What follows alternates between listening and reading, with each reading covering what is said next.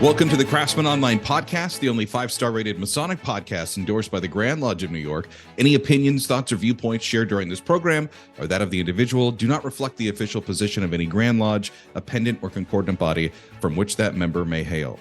I'm your host, Brother Michael Arce, co-founder of CraftsmanOnline.com. You've joined us for an episode into the future as we talk about Freemasonry and AI. I know it's a very hot, buzzworthy topic right now, but one of my favorite guests is returning, Worshipful Brother Nicholas Broadway. He's the publisher of the Square magazine, and we're going to explore the impact of AI in the practice in Freemasonry. Welcome back to the podcast, Brother Broadway. Hello, Michael. It's great to be back, and a very interesting topic. So we'll stretch our imagination.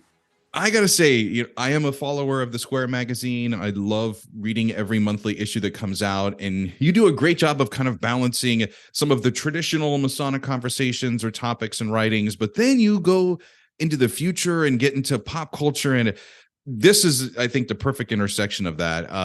Talking about AI, I think everyone has heard of artificial intelligence now, thanks to the popularity of ChatGPT. If you haven't heard it in the media, just go ask your teenager who did their homework. You should pretty much get a straight answer there. There probably are some people that are still listening who are not familiar with this technology, like myself, for example. The first time that I was introduced to AI was one of our brothers on the working group, Brother Todd.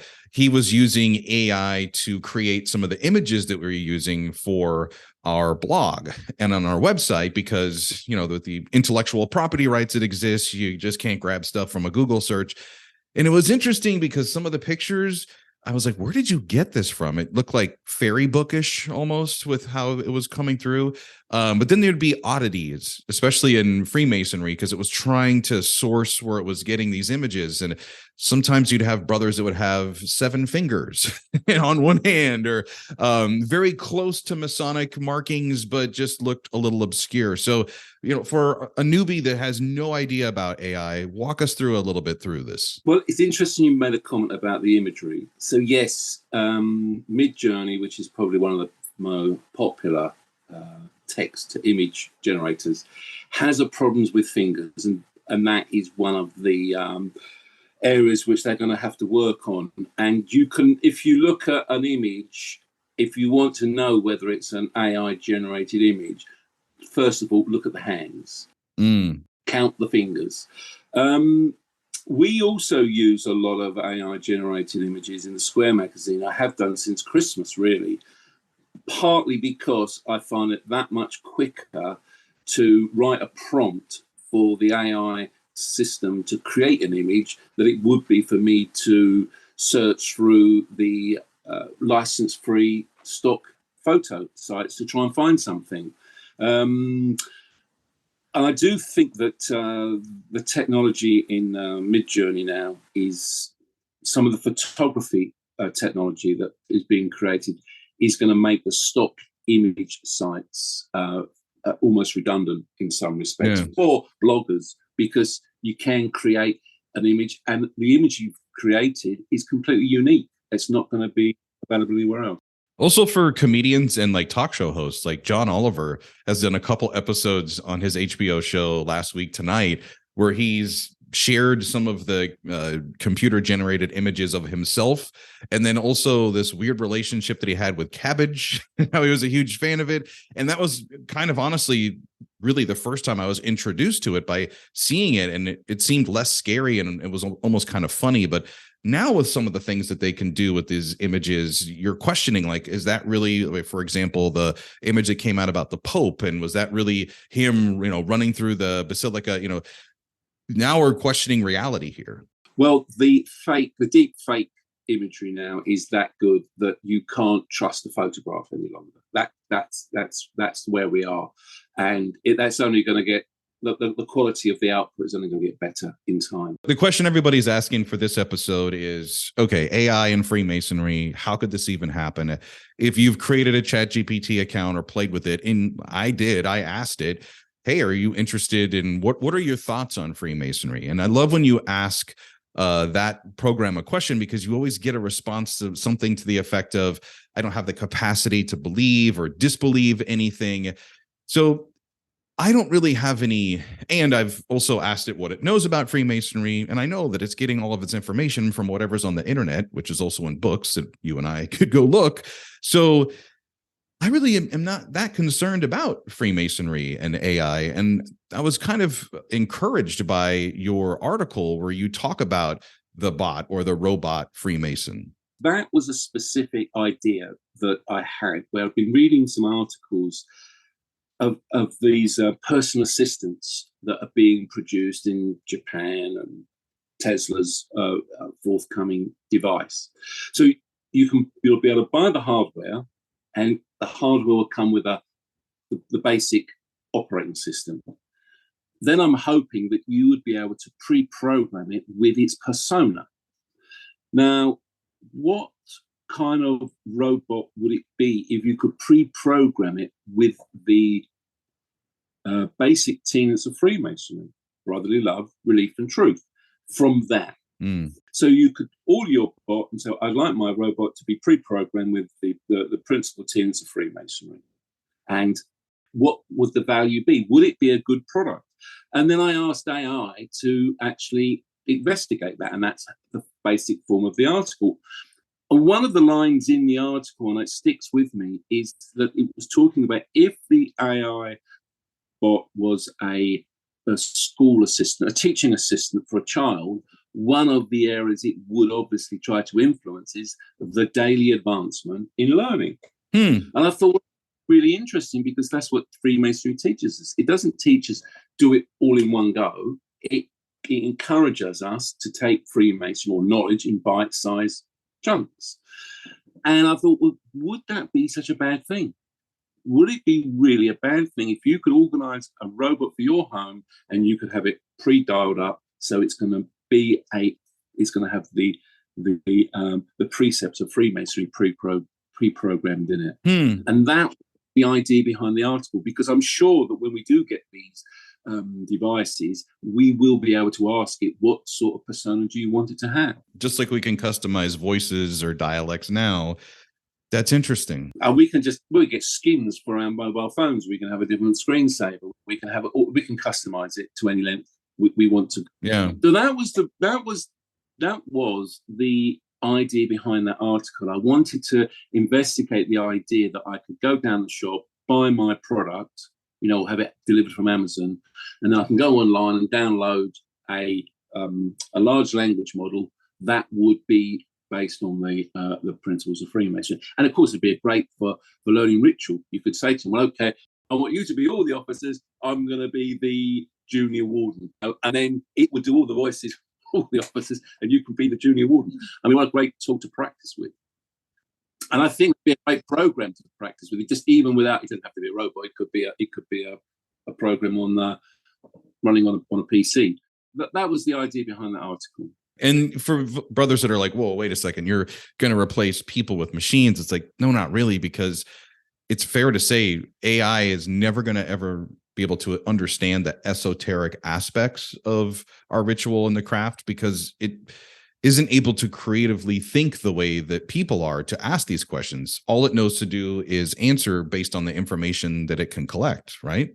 One of the limitations with the current systems is that it can only handle small amounts of text at a time, because it needs to put the text, it converts the text into numbers, the numbers go into a processor, it processes it, and then it wants another piece of text. There is a program which will allow you to import in, say, 1,000 pages of PDF file. So I imported McKay's encyclopedia into the chat, so it would bring all the pages in.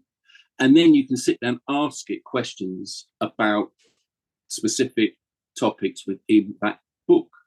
And it's great. You haven't got to thumb through it and find it.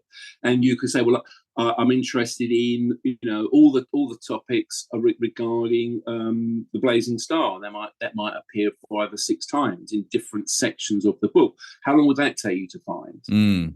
Where it all comes back in seconds, and then you say, right, I've got those 5. What I'd like to do is summarize it in a paragraph or in 2 paragraphs. So that's very clever analyzing large documents.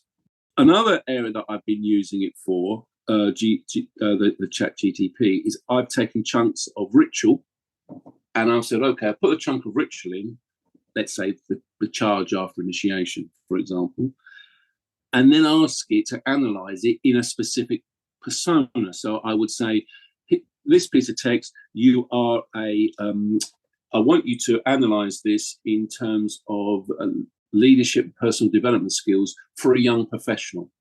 And what it comes back with is it's like having all the esoteric, all the allegory just stripped away, and you've got the core information. And when you read the core information, you think, wow, I didn't yes, of course, all that is in there, but I've not ever been able to find it because I've got all this allegory and all this other stuff going on around it. It's like I've really been able to dig deep into it. And I've done this with a few pieces of ritual now, and it surprises me the amount of learning that is in a piece of ritual that is disguised by the allegory, which I think comes back to the original point. Freemasonry secrets are open to everybody. The key is all the allegory and the symbolism that's put around it. And if you want the light, if you want the knowledge, you have to delve into it and uncover it. Well, ChatGTP has the ability to go straight into that and give it to you. It cuts out that. So its advantage is it doesn't have feeling. It doesn't have emotions. It just goes straight to what it reads. Right. And reports it back, where people have biases and experiences and preferences, and they tend to want to read it how they want to read it. Yeah, very true. When I was playing around with it, I think, if you haven't, like, it's super easy to create an account, and it's so much fun to play with ChatGPT and ask it questions. I'm always sitting there going, this is probably part of its learning as well as what questions it's asked and what, Well, of course it is. I found it kind of refreshing when it would spit out an answer or multiple parts of an answer. Like, it really gets into it. And just as you said, like, using it as more of an investigative tool is super helpful rather than trying to look at it as like something that crawls databases, so to speak. However, you say about crawling databases. I'm not sure which version of ChatGTP that you're using. If you're using the 3.5, which is the free version, that's fine. The Chat GPT-4, which is the paid version, now has these plugins. So it allows you to plug it up using a plugin. I can ask it to search Google for the top 5 results, analyze the 5 pages, and then give me a summary of those results without me having to go to the 5 pages, cutting and pasting sections out, putting it into a page, and then rewriting it and spending hours trying to something. It's going to give it to me in 30 seconds. Hey, it's Brother Michael RC, co-founder of Craftsman Online and host of the podcast that you're listening to now. We are so excited from the announcement of our new subscription service for our podcast and just overwhelmed by the support of great listeners like you. Here's what you get for just $5 a month: an ad-free listening experience. You get to hear all of the podcasts with no annoying commercials before, in, or afterwards. Plus, you get to be the first to hear new episodes. You get them at least a week before everybody else. And we've also included exclusive access to subscriber-only content, like extended conversations with some of our favorite guests on the topic of the podcast. For example, we've had Brother John Nagy, who extensively gets into some of the deeper meanings and lessons on subjects that he's shared on our podcast. Plus, coming soon, we'll have our first exclusive Zoom webinar with a special guest that's just for our subscribers, where you get to interact on Zoom with our guest and me and get your questions asked and answered. All of this for just $5 a month. The link, we're including it in this episode. You can also find it on our website at craftsmanonline.com. $5 a month. Take your Craftsman Online podcast listening experience to the next level.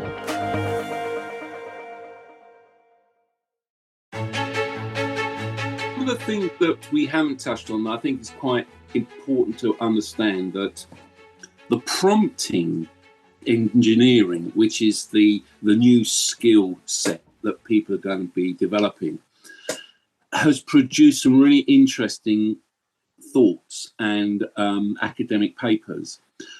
So at one end, you can just ask the chat GTP a question and you get an answer back, which is pretty bland.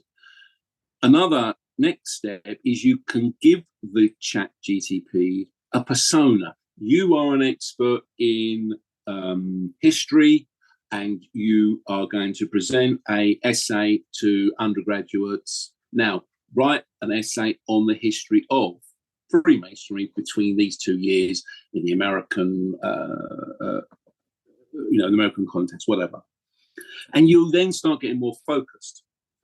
The next level, of course, is to say, what I want you to do is I want you to go and do some research in this particular area, and you get results back and say, right, based on that research, now you're a history and an expert in history. Now, please write an article. And what you're doing now is you're having a chain of thoughts. You're asking it questions, you're getting results back, and then you're asking more questions based on what you're seeing, and then you get more results, and you can keep diving in, and the quality of your output is going to improve a lot. Yeah.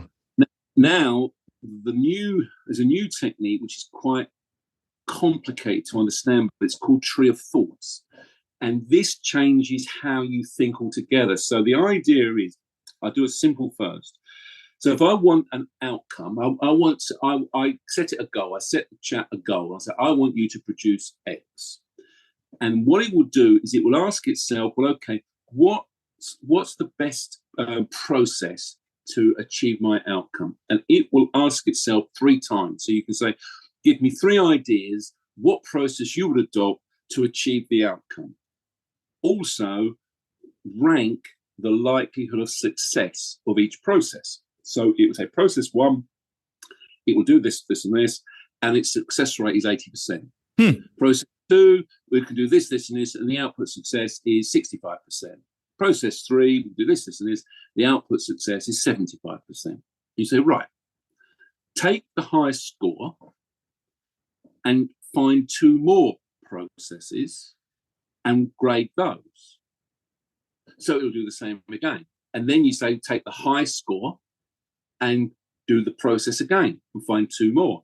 And you could do that 5 times. And you ended up now looking at 15 different ways of achieving the process. And then when you still got the high scoring outcome, then you can work with that, and then you carry on with your prompting. Because that's the chat GTP has actually looked at what might be the best possible outcome. Now, the tree of thoughts is a little bit more clever than that. What it will do is it will do the same process, but if it goes down a branch and it says, well, actually, I don't think we're going to get a result by going down this way, we're not going to get a very good result, then you say, well, I'll go back 2 steps and go down one of the other trees. And what you're doing is you're using the intelligence of the system to actually ask its own prompts. And that's when it starts to get clever. So there are tools there's a tool called Agent GTP or Auto GTP. And this is now where you set the goal. You might give it the first couple of steps to look at, and then you end up with 2 GTP agents. One that asks questions to the other one that gives the answers, and based on the answers, the first one then asks more questions. So you end up with these 2 chat GTPs asking each other one's asking questions and the other's giving answers. Now that's when it starts to get very, very interesting. So something tells me that you are using this way more than me, because I've actually found it helpful in sometimes some of the guests we have on the podcast have really distinct backgrounds, and so I need quick as a resource tool, basically. And okay, great, this is I don't have time to read all of Plato or to get this one fact, this idea. I'm curious how you feel about this with your profession. You're a writer, you're a publisher of the Square magazine. How do you feel about AI and machine learning and chat GPT and all of these programs coming into your space, your world? Well, I'm not a particularly fast writer. And if I want to put an article together or a series of articles together, it takes me many hours to put it together. And my writing skill is not particularly fantastic. Now I find that I can use the AI systems. I use ChatGTP as a research tool, but I use another tool to actually help put article structures together. And I'm finding that I can do it much quicker. And of course, I'm using the tool as a research tool. And of course, it's much more accurate. Yeah, I've got to go back and check the dates because sometimes it gets dates wrong, and I accept that. And it's never the finished article. It's always a output, which then we can go back and work on. But if somebody gives you an article with 3,000 words and you've got a framework to work with, it's far quicker and easier to put a finished product together than starting from the beginning and Google and start Googling every question. Right. I did a little article. I haven't published it, but we looked at an article on the Knights Templar. So one of the areas was, give me a list of the Crusades. Well, the 7 Crusades. Okay, the dates. What are the outcomes? Who was involved? Well, it could go. That's just a historical search. Yeah, so it came back with all that information. So then I said, well, okay, let's start with the First Crusade, and then we start delving in deep. Who is this person? And then we do some more research on it, and you end up with a very detailed article that all that's happened is it's just a very super fast way of Googling. Interesting. So we use it a lot. I certainly use it a lot because I find that I can produce articles far quicker now because I can get a lot more research done a lot quicker. Let's talk about ChatGTP as a benefit for the craft. This was an idea. You've expressed this, and I mean, getting into the ritual, I can't wait to do that. Actually, is get my book out and start asking it questions to let it, tell me what some of these hidden meanings are. But how do you see it as a positive tool that could perhaps promote Freemasonry? Instead of trying to hide Freemasonry from the world, we could ultimately reveal a lot of our knowledge. Well, I have found that when I've talked about Freemasonry with the ChatGTP, its knowledge is it's based on what we've written about it, and it is fairly neutral. It doesn't take sides in whether it likes it or dislikes it. Let me come back to another point that you made that was interesting. You talked about art or images that were generated for using Masonic symbols. And I've found that Midjourney just doesn't understand what Freemasonry is. And when you ask it to do something in Freemason, it just doesn't know what a square and compass is. It doesn't do the symbols. So I asked it a whole series of questions a while ago, some months ago. Yeah. And it just gave me some completely non-Masonic images. Then I had this idea, an idea came to me about writing about Freemasonry and the Illuminati. And I wanted to do the article because if you Google Freemasonry and the Illuminati, you always get the negative articles. I thought, well, hang on, let's do an article about it in the Square. So if it gets indexed, people actually can read a positive article about what it means. They're totally different organizations. But I was stuck for images of the Illuminati. And I went back, and all these images that I created that were specifically for Freemasonry actually fitted the build. They looked more like Illuminati secret society. So I actually used those images in the article. And I've tried it with other AI tools, and no, those tools do not understand Freemasonry and the symbols of Freemasonry. We've tried a lot of that. When I was asking it questions, it was basically prompting what I already knew. It was like having a computer generate something that would be a short talk bulletin that I would have read, or part of, just the standard answer you get when you Google for something. It was just kind of talking about it. It could not inject itself in the situation as you're describing it. It seems very foreign to it. And that kind of gave me hope in that it's an experience. And I know with you, like, we like to live in the future. We've talked about virtual reality and Freemasonry and how, eventually that will be a place for us to come and connect. And it makes me feel some comfort knowing that while we are going to be living in a machine world at some point, these robots and bots are going to be much greater part of our lives. At least there's going to be these authentic human experiences like Freemasonry that a machine will never be able to understand. I agree. But I do think these tools will help us with learning and understanding. So another exercise, a friend of mine sent me his bulletin on the second degree tracing board, which was a bulletin on that particular piece of ritual. Again, so I asked the AI tools to rewrite or write it in terms of leadership and personal development skills. And what came back was very, very interesting. It came back with 10 really good points. And I carried on exploring that. But then at the end of it, I thought, well, okay, I asked it, give me 10 multiple choice questions with the answers, and give me the correct answer and the reason why. And, within 10 seconds, it was so fast, it produced me a questionnaire. And when I read it, I thought, that's a fantastic questionnaire, because it's based on the ritual.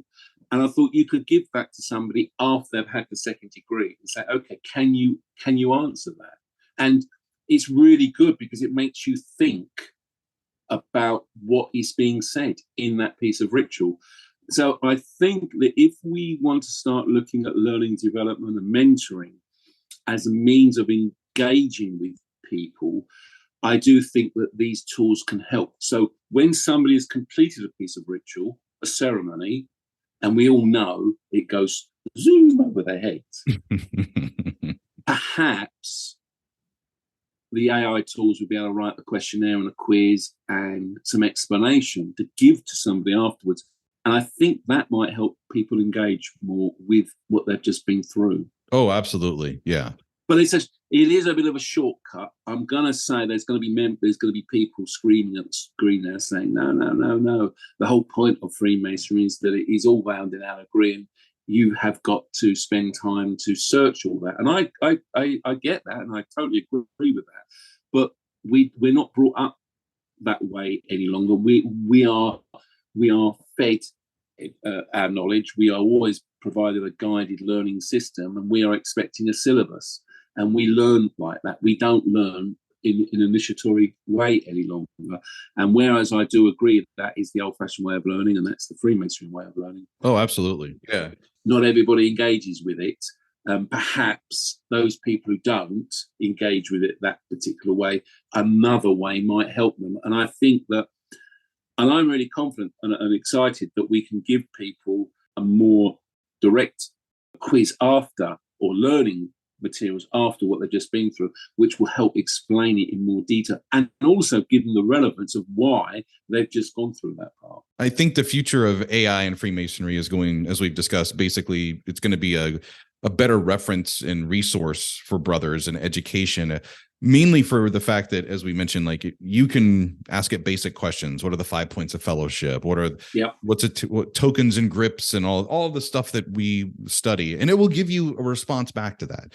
But when you start to talk about things that would lead up to, you have to believe in the immortality or the eternity of a soul, it doesn't have one. So it can never really embrace that concept. No, absolutely. I don't think there's any fear of that will happen. So my brother that lives in the future, I want to close out on the final point that you made in your wonderfully written article, where you said, quote, "Let's strive to create an AI that doesn't just mimic human intelligence, but also embodies our highest values." It beautifully written, but can you build a little bit more on that for our Listen, I didn't write that.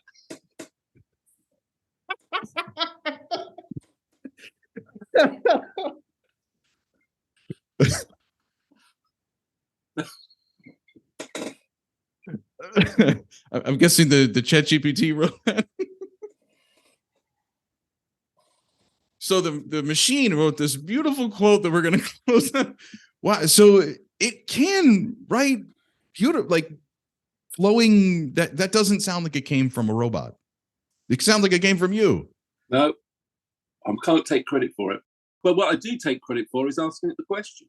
And that particular article, yes, I did a lot of, there's a lot of steps going in to create that article, but I deliberately didn't want to edit the output. I wanted the AI to give me the output. I just wanted to, I think I did put at the end of the article, I don't take credit for what's written. I only take credit for the questions. It came out with some superb ideas. So yeah, I think it's got a bit of a heart in there, maybe. These are two real people, and you've been listening to the Craftsman Online podcast, and these ideas have been his own, and I appreciate him coming back and the very special partnership that we have with the Square magazine. Worshipful Brother Nicholas Broadway, thank you again for coming back on the podcast. Thank you, Michael, for having me. It's been an absolute pleasure, as always. And I'm going to get you back here sooner than later because I love living in the future with you and talking about the wonderful work that you guys do with the Square. I really enjoy the articles and the thoughts and where you're taking and advancing the craft. We're going to be doing a lot more in this particular area. It's definitely an area that interests us. And I think we're going to be looking a lot more at the learning and development, how we can use these tools to help engage with our brethren, as equally importantly to engage with those brethren who disengage with us, or reconnect with those brethren, because so many brethren in England, not just in America but in England, everywhere, come along, they start, they don't understand it, and they disconnect. I think we have a marvelous opportunity to say, okay, you didn't understand it because it was complex to understand. We understand that. How about if we guide you through a little bit of learning? If you can start to understand that there is a value, and this is the value in it, I think we'll start to reconnect. And that is where we're going with. That's our goal with using AI, to try to reconnect with those brethren who have disconnected with us. If you've enjoyed this episode and you want to hear more, you can tell that little robot in your pocket or on your kitchen counter, Siri or Alexa, to play our Craftsman Online podcast. We're available on all streaming platforms with new episodes every Monday morning.